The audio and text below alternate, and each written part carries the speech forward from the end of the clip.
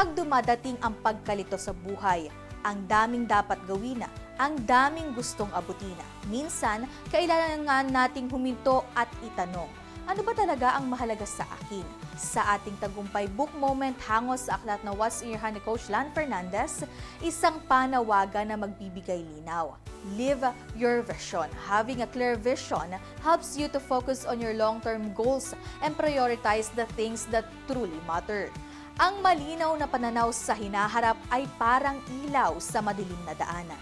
Tinuturuan tayo nitong pumili, hindi ng marami, kundi ng tama. Hindi ng madalian, kundi ng makabuluhan.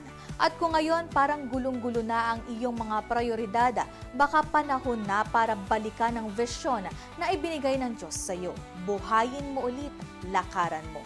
Basahin ang What's in Your Hands at unti-unti mong makikita kung paano mo maisasabuhay ang vision na magdadala sa iyo ng tunay na tagumpay.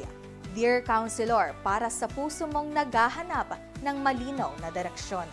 Curious ka ba sa mga ibinahagi ko? Don't miss the book What's in Your Hand by Miss Lan Fernandez. Isang practical at empowering na guide para ma-discover at magamit mo ang gifts mo sa life purpose mo. Kung gusto mo magkaroon ng copy, madali lang.